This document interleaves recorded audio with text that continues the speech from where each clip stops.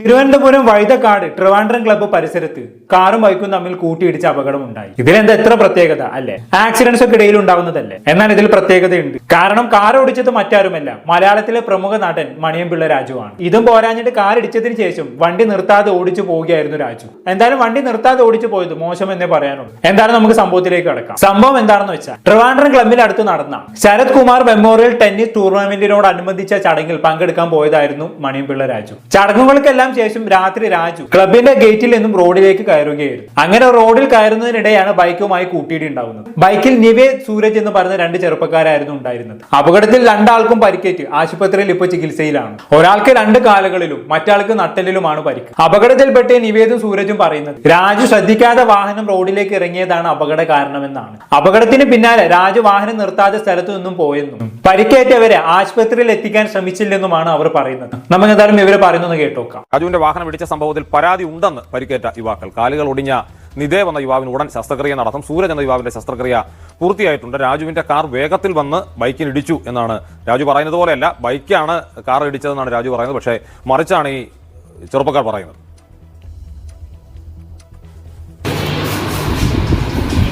ഇന്നലെ രാത്രി ഞാനും എൻ്റെ ഒരു കൂട്ടാനും കൂടെ എൻ്റെ അസൈൻമെൻറ്റ് വാങ്ങാൻ പോയിരുന്നു വഴയിലായിരുന്നു. അപ്പം ആ പെണ്ണ് അവിടെ പി ജിയിലില്ലായിരുന്നു. പി ജിയില്ലാത്ത സമയത്ത് നമ്മൾ തിരിച്ച് നമ്മൾ കവടിയായിരുന്നു വഴുതക്കാട് വഴിയാണ് വന്നത്. അപ്പം അവിടെ ട്രിവാൻഡ്രം ക്ലബ്ബിൽ നിന്നൊരു കാറ് ഒരു ഹെഡ്ലൈറ്റ് നമ്മൾ കണ്ടു.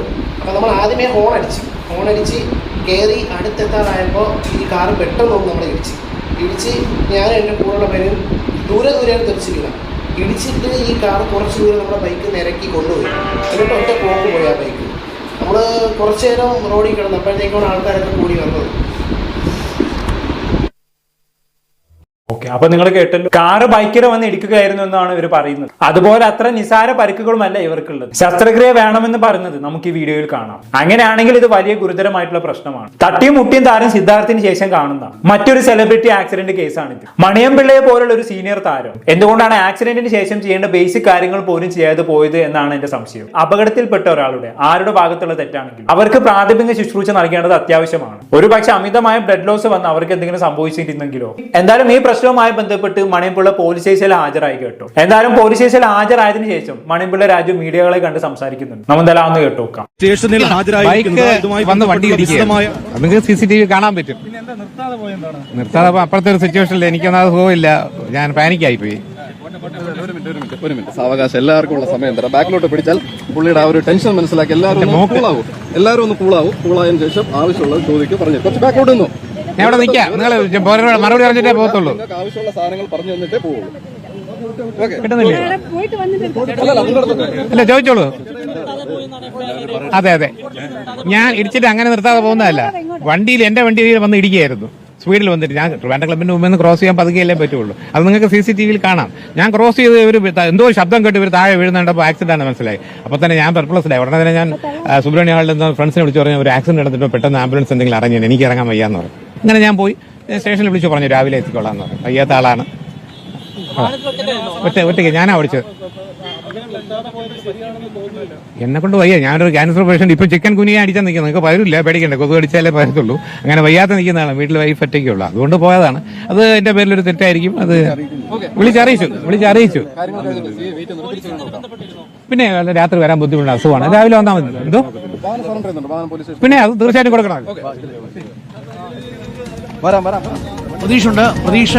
ഓക്കെ, ഇതിൽ മണിയംപിള്ള രാജു പറയുന്നത് പെട്ടെന്ന് ആക്സിഡന്റ് ആയപ്പോൾ താൻ പാനിക്കായി പോയി എന്നുള്ളതാണ്. രാജുവിനെ നമുക്കറിയാം ഒരു ക്യാൻസർ സർവൈവ്ഡ് പേഷ്യന്റ് ആണ്. അതുകൊണ്ട് തന്നെ ഈ സമയത്ത് ഈ ഒരു സാഹചര്യം ഹാൻഡിൽ ചെയ്യാൻ താൻ പ്രാപ്തനല്ലായിരുന്നു എന്നാണ് രാജു പറയുന്നത്. ഫ്രണ്ട്സിനെയും മറ്റുള്ളവരെയും വിവരം അറിയിച്ചിട്ടുണ്ട് എന്നും രാജു പറയുന്നു. അതുപോലെ തന്നെ ആംബുലൻസ് വീണ്ടും റെഡിയാക്കാൻ പറഞ്ഞിട്ടുണ്ടെന്നും രാജു പറഞ്ഞു വെക്കുന്നുണ്ട്. ഇവിടെ രാജു പറഞ്ഞ് ചിലപ്പോൾ ശരിയാകും. എന്നാൽ ഇവിടെ മറ്റൊരു ചാൻസ് കൂടിയുണ്ട്. ചിലപ്പോൾ രാജു മദ്യപിച്ചിട്ടുണ്ടായിരുന്നെങ്കിൽ അപ്പോൾ പുറത്തിറങ്ങിയ എന്തായാലും പോലീസ് ആൽക്കഹോളിക് ടെസ്റ്റ് ചെയ്യും. എന്നാൽ മദ്യപിച്ച് 8 മണിക്കൂറിനുള്ളിൽ ഈ ടെസ്റ്റ് ചെയ്തിട്ടേ കാര്യമുള്ളൂ. അങ്ങനെയാണെങ്കിൽ ഒരു പക്ഷേ രാജു മദ്യപിച്ചിട്ടുണ്ടെങ്കിൽ ഈ ടെസ്റ്റ് ഒഴിവാക്കാൻ വേണ്ടി അവിടെ വണ്ടി നിർത്താതെ പോയതാവും. എന്നിട്ട് പിറ്റേന്ന് രാജു പോലീസ് സ്റ്റേഷനിൽ ഹാജരായതാണെങ്കിലോ. രാജു അങ്ങനെ ചെയ്തു എന്നല്ല ഞാൻ പറയുന്നത്. അങ്ങനെയും ഒരു സാഹചര്യം ഉണ്ടെന്ന് വ്യക്തമാക്കിയെന്നേ ഉള്ളൂ. എന്റെ ഒരു അഭിപ്രായത്തിൽ രാജു മദ്യപിക്കാനുള്ള ചാൻസ് കുറവാണ്. ഓൾറെഡി ട്രീറ്റ്മെന്റും കാര്യങ്ങളൊക്കെ കഴിഞ്ഞ് ബോഡി വീക്ക് ആയിരിക്കും. ആ ടൈമിൽ എല്ലാവരും ഹെൽത്ത് മെയിൻറ്റെയിൻ ചെയ്യാനാണ് നോക്കുക. ഇനിയിപ്പോ എന്ത് തന്നെയായാലും രാജു മദ്യപിച്ചോ ഇല്ലയോ എന്നുള്ളത് ഇനി തിരിച്ചറിയാനുള്ള ചാൻസ് വളരെ കുറവാണ്. എന്ത് തന്നെയായാലും രാജു ഇവിടെ പ്രധാനമായും പറയുന്നത് ബൈക്കായിരുന്നു കാറിന് നേരെ ഇടിച്ചത് എന്നാണ് അല്ലെ. എന്നാൽ പരിക്കേറ്റ് രണ്ടുപേരും പറയുന്നത് കാറാണ് വേഗത്തിൽ വന്ന് ബൈക്കിന് ഇടിച്ചത് എന്നാണ്.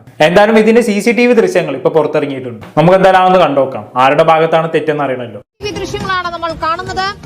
വാഹനവുമായി മണിയൻപിള്ള രാജു ഇതിൽ നമുക്ക് ക്ലിയർ ആയിട്ട് കാണാൻ സാധിക്കും ആരുടെ ഭാഗത്താണ് തെറ്റുന്നുള്ളത്. മണിയൻപിള്ള രാജു തികച്ചും നിരപരാധിയാണെന്ന് കാണാം. രാജു എല്ലാം ശ്രദ്ധിച്ചാണ് വണ്ടി ഓടിച്ചത്. എന്നാൽ ബൈക്ക് അമിത വേഗത്തിൽ വന്ന് കാറിനെ ഇടിക്കുകയായിരുന്നു. അതുകൊണ്ട് തന്നെ മീഡിയയോട് മണിയൻപിള്ള രാജു പറഞ്ഞ കാര്യങ്ങൾ തികച്ചും ശരിയാണെന്ന് നമുക്ക് ഇതിൽ നിന്ന് മനസ്സിലാക്കാം. ഒരുപക്ഷെ അപകടത്തിൽപ്പെട്ട രണ്ടുപേർ പേടിച്ചിട്ടാകാം രാജുവിന്റെ കാറാണ് ഇവരുടെ ബൈക്കിൽ വന്ന് ഇടിച്ചതെന്ന് പറഞ്ഞത്. എന്നിരുന്നാലും അപകടത്തിന് ശേഷം തന്റെ ഭാഗത്ത് ശരി ഉണ്ടായിട്ടും വണ്ടി എന്തുകൊണ്ട് നിർത്തി അവരെ സഹായിച്ചില്ല എന്നൊരു സംശയം പലർക്കുമുണ്ട്. അതിനുത്തരം ഞാൻ നേരത്തെ പറഞ്ഞ പോലെ ഒന്നുകിൽ ആരോഗ്യസ്ഥിതി മോശമായതുകൊണ്ടാകാം, അല്ലെങ്കിൽ ഒരു പക്ഷേ രാജു മദ്യപിച്ചിട്ടുണ്ടാകാം. ഇതൊന്നും അല്ലെങ്കിൽ മറ്റൊരു കാരണം കൂടി ഉണ്ട്. എന്തെന്നാൽ അപകട സ്ഥലത്ത് ഇറങ്ങി കഴിഞ്ഞാണെങ്കിൽ പൊതുജന ആക്രമണത്തിന് രാജു ഇരയാകാനുള്ള സാധ്യതയും ഇവിടെയുണ്ട്. ഇപ്പൊ തന്നെ നമുക്കറിയാം ഈ സംഭവം ഇത്രയധികം വലിയ വാർത്തയായി മാറിയത് രാജു ഒരു സെലിബ്രിറ്റി ആയതിനാലാണല്ലോ. CCTV ദൃശ്യങ്ങൾ ഇല്ലായിരുന്നെങ്കിൽ നമ്മൾ പോലും രാജുവിന്റെ കാറാണ് ബൈക്കിൽ ഇടിച്ചത് എന്നായിരിക്കും വിശ്വസിക്കുക. ആ സമയത്ത് പുറത്തിറങ്ങിയാൽ ചിലപ്പോൾ ആളുകൾ രാജുവിനെ തെറ്റിദ്ധരിച്ച് ചിലപ്പോൾ ദേഹോപദ്രവം ചെയ്യാൻ വരെയുള്ള ചാൻസ് ഉണ്ട്. രാജു ഓൾറെഡി വയ്യാത്ത ഒരാളും കൂടിയാണല്ലോ. അതുകൊണ്ട് രാജു ഇത് ഭയന്ന് സ്ഥലത്ത് നിൽക്കാതെ പോയതുമാവാം. എന്നാൽ ഇപ്പൊ കേസിൽ രാജുവിനെതിരെ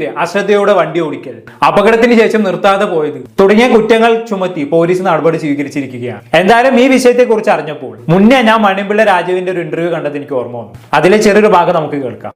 ക്യാൻസർ എന്നൊരു വലിയ മഹാരോഗത്തെ അതിജീവിച്ചത് പൂർണ്ണ ആരോഗ്യവാനായിട്ട് ഇവിടെ വന്നിരിക്കുകയാണ്. ഇപ്പൊ ഞാനിവിടെ വന്നപ്പോ തന്നെ സാർ ഇങ്ങനെ കാണുമ്പോൾ നമുക്കൊരു വ്യത്യാസം തോന്നും പഴയ ഉള്ളൊരു ശരീരഭാഷയിൽ നിന്ന്. പക്ഷെ മനസ്സിപ്പോഴും ആ ഒരു എനർജി ഫുൾ ഓൺ എനർജിയിലാണ്. ഇപ്പൊ ഇവിടെ വന്നപ്പോ തന്നെ സാർ ഇങ്ങനെ ഓരോ തമാശകൾ പറയുമ്പോഴത്തേക്കും നമുക്ക് മനസ്സിലാവുന്നുണ്ട്. എങ്ങനെയാണ് സാർ ഇതെല്ലാം ടാക്കിൾ ചെയ്യുന്നത്? അല്ല, അങ്ങനെയല്ല. ഞാൻ നിസ്സാര കാര്യങ്ങൾക്ക് അപ്സെറ്റ് ആവുകയും തളരുകയും ചെയ്യുന്ന ആളാണ്. പക്ഷെ അത് എനിക്ക് നിമിഷങ്ങൾ മാത്രമേ നിൽക്കത്തുള്ളൂ. പിന്നെ ഞാൻ അതിൽ നിന്ന് ഫൈറ്റർ, ഞാൻ തിരിച്ചു വരും പോരാളിയായിട്ട്. സിനിമയിൽ തന്നെ അടയാറിന് ഷൂട്ട് ചെയ്യുന്ന 73 to 75 വരെ അഭിനയം പഠിച്ച് പുറത്തിറങ്ങി 78 വരെയൊക്കെ നിന്ന് കഷ്ടപ്പെട്ട് തിരിഞ്ഞ് വന്നപ്പോഴും ഞാൻ എല്ലാവരും പറയും എന്നല്ലെങ്കിൽ നാളെ എൻ്റെ പോസ്റ്റർ ഈ ചെവിരിൽ വരും അല്ലെങ്കിൽ ഈ മരത്തിൽ തോന്നും. ഞാൻ അതിനുവേണ്ടി നിന്നു. പിന്നെ അങ്ങനെ ഫൈറ്റ് ചെയ്യുന്നതാണ്. ഈ അസുഖം വന്ന് ക്യാൻസറാണെന്ന് അറിഞ്ഞപ്പോൾ ആ ഒരു സെക്കൻഡ് ഞാൻ ഒന്ന് തളർന്നുപോയി. എൻ്റെ ജീവിതം ഇവിടെ തീർന്നല്ലോ, ഇനി എന്താ ചെയ്യുക? പിന്നെ ഞാൻ കിടന്ന് ആലോചിച്ചു ഫൈറ്റ് ചെയ്യാൻ തന്നെ. ഞാൻ മമ്മൂട്ടിയെ വിളിച്ച് പറഞ്ഞു ഫൈറ്റ് ചെയ്യണടാ, ഫൈറ്റ് ചെയ്യണം, നമ്മളൊക്കെ അവിടെ 200 കൊല്ലം ജീവിക്കാൻ വന്നതല്ലോ, നീ ഫൈറ്റ് ചെയ്യടാന്ന് പറഞ്ഞു. അങ്ങനെ ഒരു ഉപദേശം കിട്ടി. അപ്പോൾ ഞാനും വിചാരിച്ചു ഇങ്ങനെ നമ്മൾ തളർന്നാൽ പോയി. അപ്പോൾ ഞാൻ അവിടുത്തെ നേഴ്സുമാരും എല്ലാം പറയും ഈ വയ്യാതെ വേദന എടുത്ത് കട്ടിൽ കിടക്കുമ്പോഴും എൻ്റെ കുട്ടിത്തം മാറിയിട്ടില്ല. എല്ലാവരിലും ഒരു എന്തൊരു കുട്ടിത്തമുണ്ട്, കുസൃതികളുണ്ട്. അത് ആശുപത്രി കിടക്കയിൽ എനിക്കുണ്ടായിരുന്നു. അപ്പോൾ എന്നെ എല്ലാവർക്കും വലിയ അവിടെ നേഴ്സുമാർക്കും അവർക്കും എല്ലാം ഒരു എത്രയോ രോഗികളെയും എത്രയോ മരണങ്ങളും കാണുന്നതാണ്. പക്ഷേ എൻ്റെ അടുത്ത് അവർക്ക് എന്തോ ഒരു ഇഷ്ടം തോന്നി. അവർ പറയും ഞങ്ങൾ പ്രാർത്ഥിക്കാറുണ്ട്. ഒരുപാട് പേര് എന്നെ വഴി വെച്ച് പരിചയമില്ലാത്തവർ കാണുമ്പോഴൊക്കെ അടുത്ത കാലത്തൊക്കെ പറയും സാറിൻ്റെ ആരോഗ്യം പൂർണ്ണമായിട്ട് അല്ലെങ്കിൽ അയച്ചിട്ട് തിരിച്ചു വരും മറ്റേതൊക്കെ. അങ്ങനെ അതൊക്കെ എനിക്ക് ഒരു പ്രചോദനമായിരുന്നു. ഇപ്പോഴും എനിക്കൊരു എന്താ പറയുക, അയ്യോ ക്യാൻസർ ഒന്ന് തീർന്നു എന്നുള്ള വിചാരമില്ല. ഞാൻ ഫൈറ്റ് ചെയ്യും, ഞാൻ ഇനിയും അഭിനയിക്കും, ഇനിയും പടങ്ങൾ പ്രൊഡ്യൂസ് ചെയ്യും. ആ ഒരു ആറ്റിറ്റ്യൂഡും ആ ഒരു ആംഗിളിലാണ് ഞാൻ പൊയ്ക്കൊണ്ടിരിക്കുന്നത്. എന്തൊരു ഇൻസ്പയറിംഗ് വേർഡാണ് അല്ലേ. ക്യാൻസർ പോലുള്ള രോഗങ്ങൾ വന്നാൽ അതിനെ പ്രതിരോധിക്കാൻ ഒരു വിൽ പവർ വേണം. അദ്ദേഹം വളരെ സ്വീറ്റ് ആൻഡ് ഫൺ പേഴ്സൺ ആണ്. ഇത്രയും വീക്ക് സിറ്റുവേഷനിലും അദ്ദേഹം വീണ്ടും സ്വപ്നങ്ങൾക്ക് വേണ്ടി ഓടുകയാണ്. എനിവേ എന്ത് തന്നെയായാലും പരിക്കേറ്റ 2 പയ്യന്മാർക്ക് എത്രയും പെട്ടെന്ന് സുഖം പ്രാപിക്കട്ടെ എന്ന് മാത്രം ആഗ്രഹിച്ചുകൊണ്ട് ഈ വീഡിയോയുടെ വൈൻഡപ്പ് ചെയ്യാണ്. കാര്യങ്ങളുടെ സത്യാവസ്ഥയും നിജസ്ഥിതിയും ഈ വീഡിയോ കണ്ടപ്പോൾ നിങ്ങൾക്ക് മനസ്സിലായി കാണുമെന്ന് വിചാരിക്കുന്നു. എന്താണ് നിങ്ങൾക്ക് തോന്നുന്നത്? താഴെ കമന്റ് ബോക്സിൽ രേഖപ്പെടുത്തുമല്ലോ. അടുത്തൊരു ടോപ്പിക്കുമായി കാണാം.